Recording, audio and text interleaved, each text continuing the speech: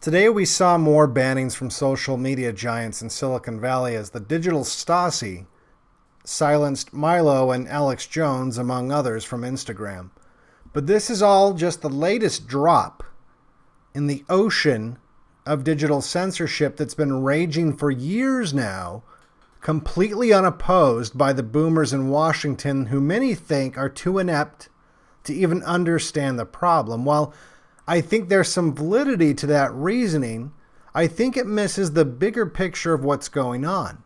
I don't think the inaction of the federal government as the digital oligarchs in California silence the voices of those who haven't been pre-approved can be explained without factoring something completely different into the equation: fear.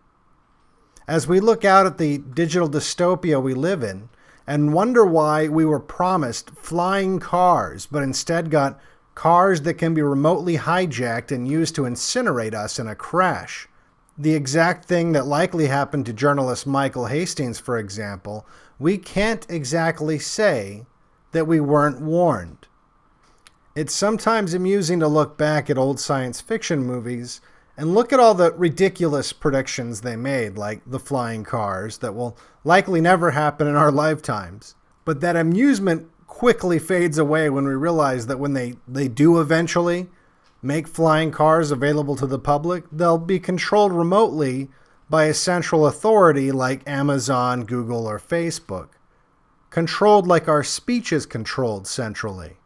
Controlled perhaps like our government is controlled. Almost 50 years ago, in 1970, there was a film that predicted that the entire world would be taken over and ruled by a central digital authority operated out of California. The film was called Colossus, The Forbin Project.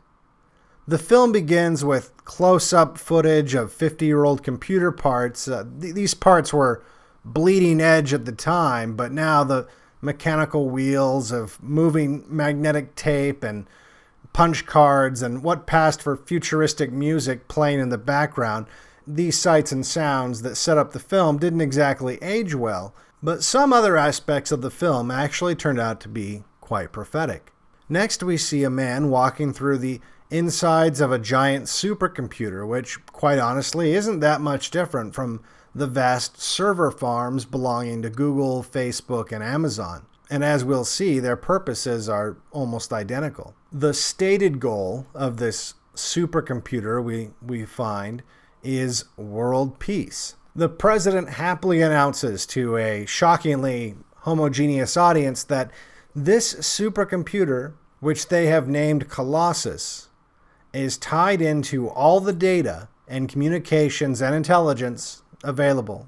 It will have the ability to predict and stop wars dispassionately and without the failings of humans. He says, "Fellow citizens of the world, for years we have been delicately and desperately poised at the brink of disaster." How very globalist of him. He continues, "As of 3 a.m.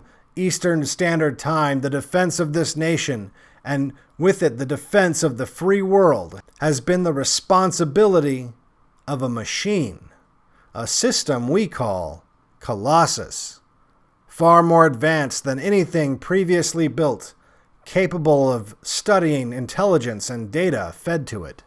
He goes on to explain that Colossus's decisions are superior to any that we humans could make, for it can absorb and process more information than is possible for any genius that has ever lived. He says this while sitting next to Dr. Forbin, the man behind the Colossus computer. A few things are interesting about this situation, not just the obvious impossibility of this computer existing 50 years ago, but the ease at which the president hands over his authority and responsibility to a computer and the scientists behind it. This is fiction, obviously, but as with most fiction designed for mass consumption, there has to be an element of believability for the audience to go along with the story, especially if you're introducing outlandish themes like supercomputers that control everything. It's called suspension of disbelief. And the more unbelievable the behavior of your characters are, the less people are going to be able to believe the ideas in the film. But this behavior is completely believable in terms of humans trusting so-called experts, especially if they're alleviating them of responsibility and preventing them from having to make tough decisions.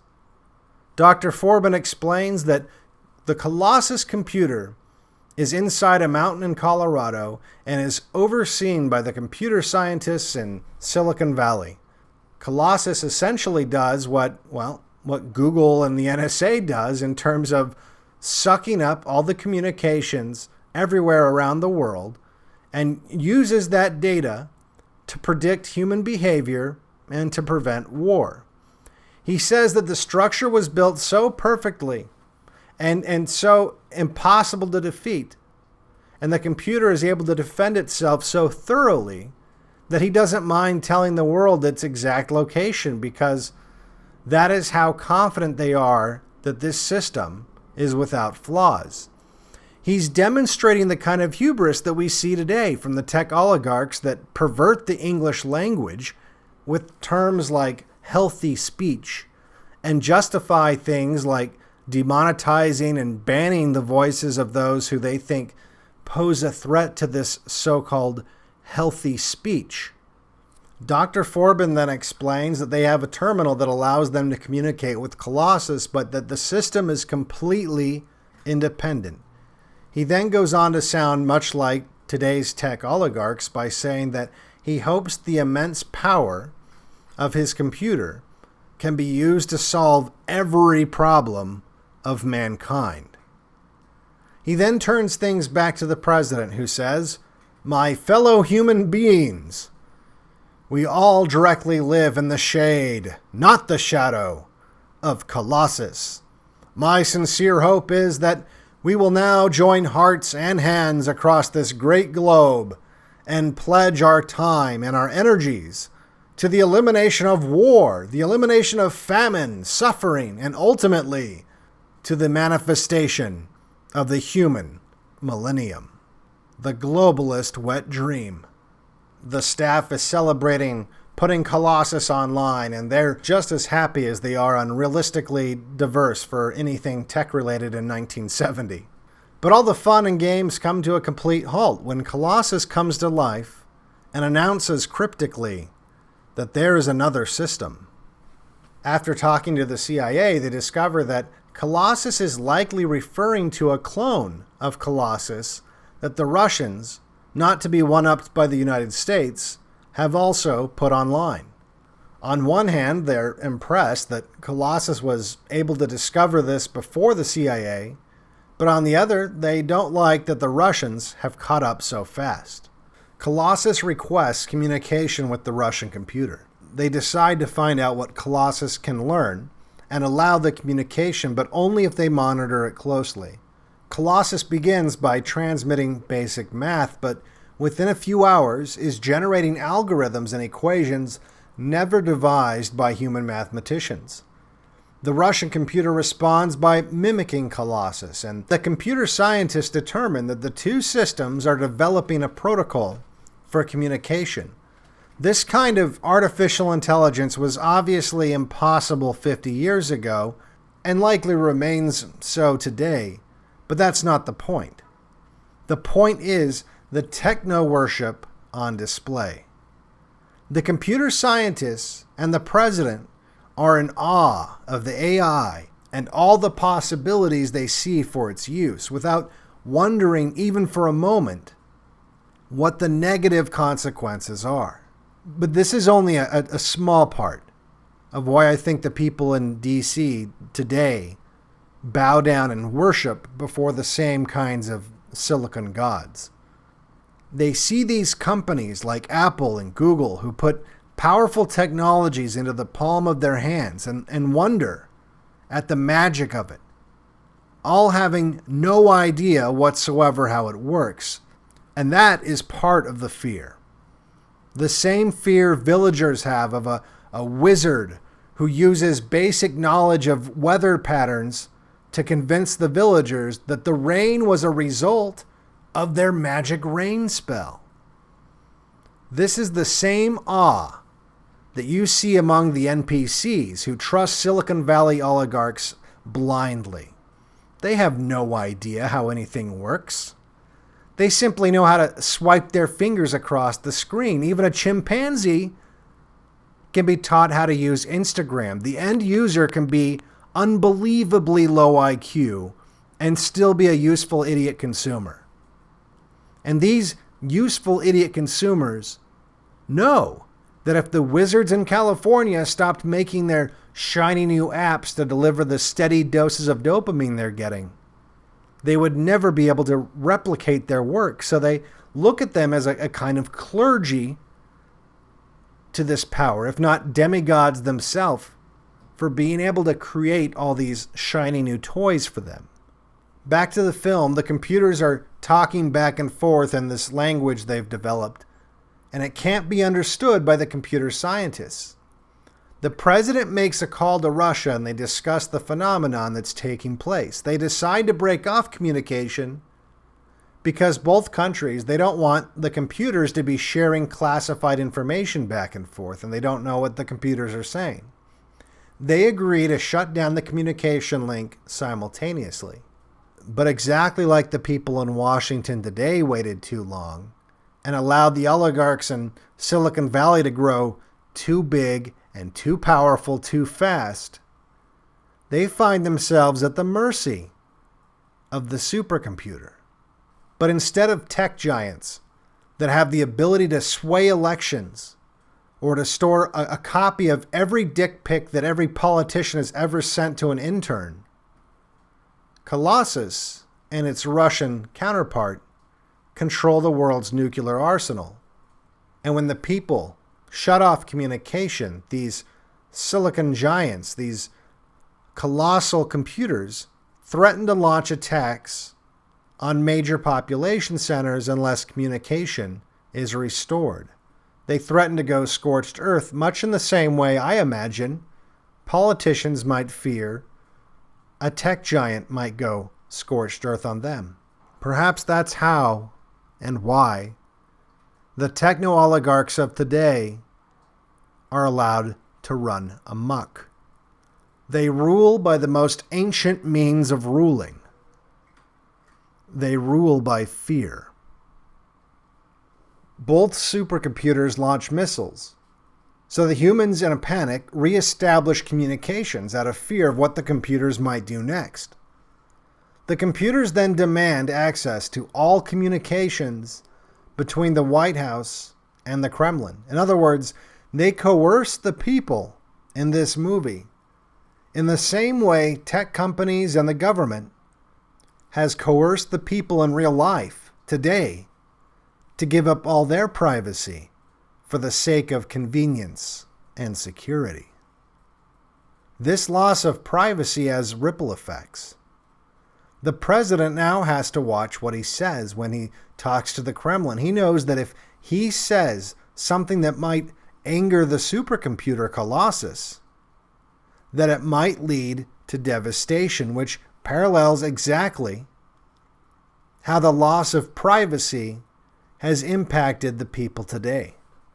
For the platforms controlled by the tech giants, a loss of free speech devastates your ability to communicate and exist in the digital square. If you say what you really think without regard to how it might piss off the algorithm or the Colossus in Silicon Valley, you might lose your digital life in a world that's increasingly more digital.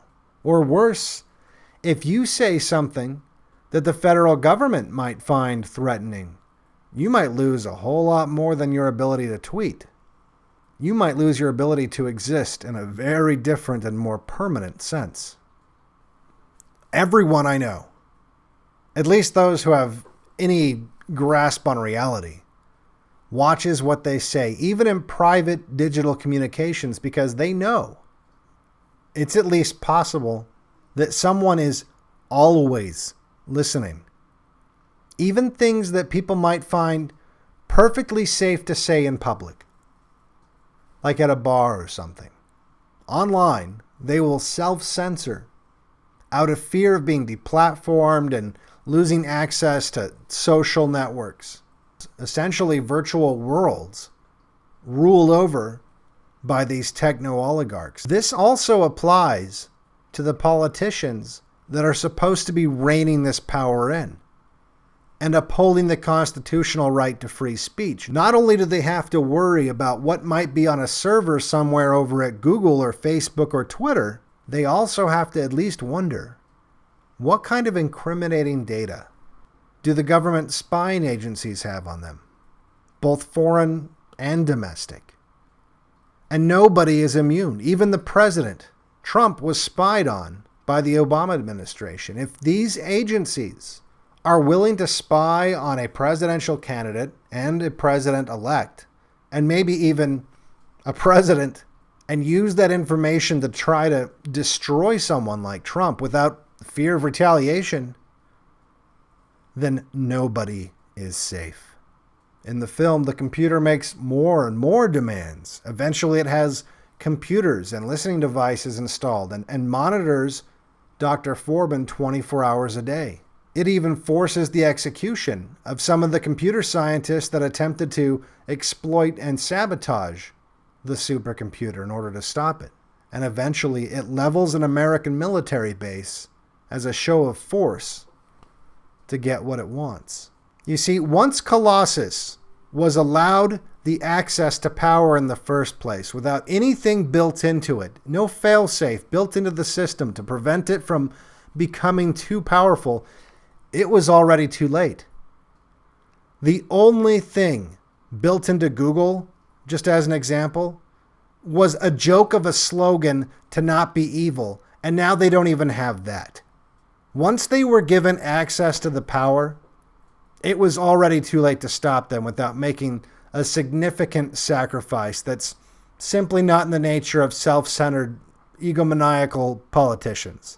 And the same thing can be said of the intelligence agencies. As soon as they were given that power, with no oversight, by the way, to collect all of your data, it was already too late.